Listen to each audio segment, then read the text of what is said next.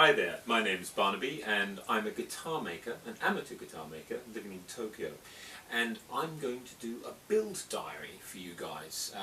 My plan is that I'm going to take you through a guitar right from the initial wood stages all the way through to the finished instrument, talking about the tools and how I built it. Now, why am I going to do this in such detail? Well, there are two reasons. The first is that I live in Tokyo, so I live in a very small apartment. And so I'm not building in a lot of space, like a lot of other amateur guitar makers. So perhaps you can see how I do things and maybe approach them the same way.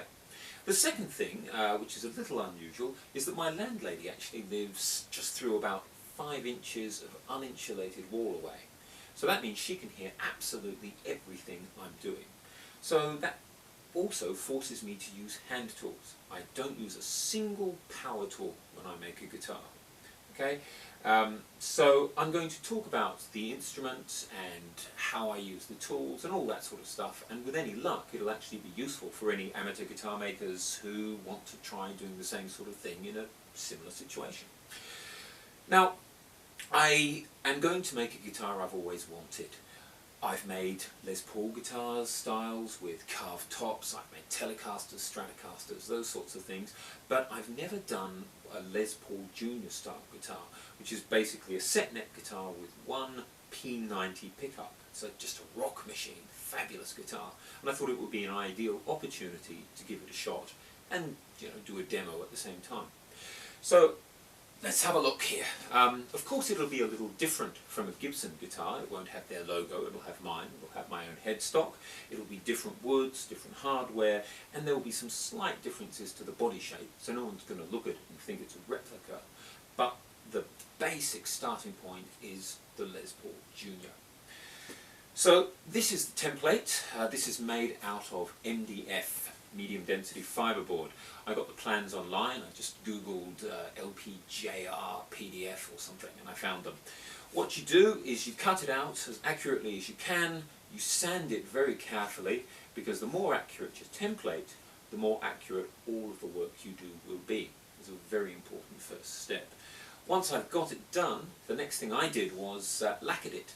And the reason why I lacquer an MDF template is because that stops moisture getting in. Because if moisture gets in, the MDF swells, which means it's no longer the correct shape. So that's what's going on with the template. Okay?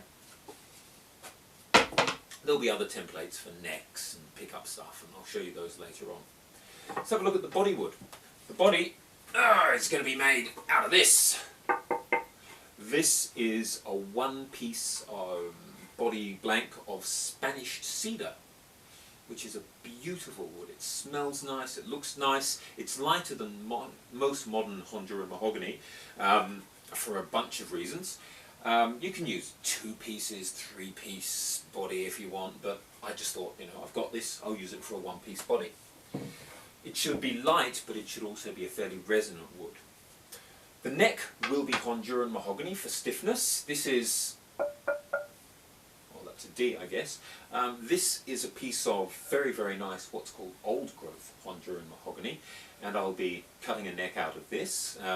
It's wide enough, actually, that I should be able to get 2 necks out of it.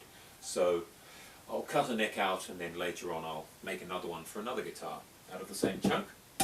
It's quarter sawn. And the fingerboard is this, which is a nice piece of Macassar ebony. Macassar ebony is one of my favourite fingerboard woods. I absolutely adore it. So these are the basic chunks of wood out of which this guitar will be made. Alright, let's have a look at our bit of wood. This is our Spanish cedar body. It's a lovely, lovely wood. It's beautiful, it's resonant. As I said, it smells very nice. And what I've been doing is actually just looking at it to try and decide where exactly I'm going to make my cuts. So where is the body going to go? What I do is kind of weird. I sit and I just kind of listen to the wood for a while. I don't know what it means, I don't know what I learned by doing it, but I do know that I learned something. I've tapped the wood, I've looked for voids, I've tried to find places where it seems solid or not so solid, and basically I think that I'm going to put the body roughly here. The reason is that there is a slightly paler patch up here, which seems to indicate a different thing. So for more even-grained structure, down here is better. Also, I've had a bit of a look at the other side, which I just ran a plane over quickly, and there are a couple of spots that caused me minor concern and could possibly be gaps in the wood. We won't know until, of course, we cut it. There's one up here, there's one down here. So if I'm up here, I'm maximising that gap. This gap is relatively minor, it's not in a structurally difficult place. And of course there's about 5 or 6 mil that'll actually come off this body. I'll plane that away. So I think that those voids will actually vanish. We may expose new ones. Every piece of wood is an adventure. However, what I need to do now is establish a centre line. Now, in order to do this, I should see how well the wood itself is cut. This top part is actually very accurate. On the bottom, around about the middle here, it's not too bad at all. It'll be enough to give me a pretty accurate centre line anyway. The sides are slightly angled in their cut, but I've got a flat face up front, flat face on the back, and that should be enough to give me my centre line. Okay, it's time to get into the build proper, I guess. So the centre line has been marked, and I've marked the body on the front and on the back. You can see that that pale patch has been avoided. And what I'm going to do now is cut it out. Now, what I do for this is I begin by clamping my wood. This is a bench I made out of 2x4s and other basic wood I just bought from the hardware shop, and I made this kind of instant vise as well. Just sits in the corner of my room. Very, very simple thing. What I'm going to do is I'm actually going to cut the blank out using something called a bow saw. This is a bow saw.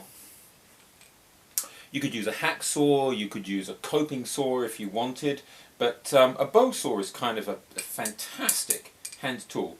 What happens is you've got these two arms, you've got a blade here, and tension is put on the blade by simply tightening a string at the top with a few turns, and that gives you a nice, tight, very thin blade.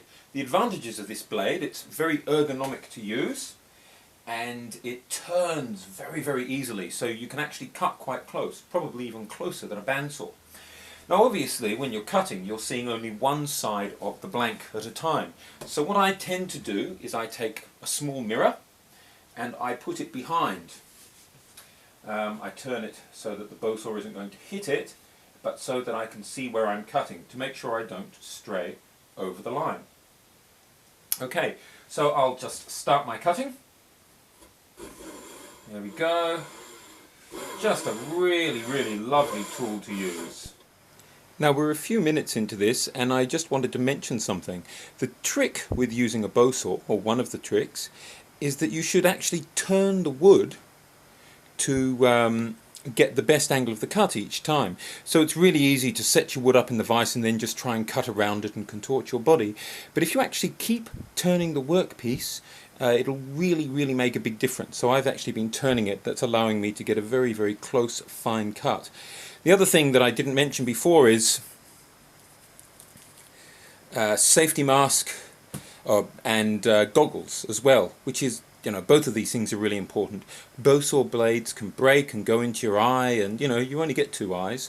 And the dust from cutting can get into the lungs. I mean, it's not horribly, horribly toxic if you're using hand tools, but why not? Why not protect yourself?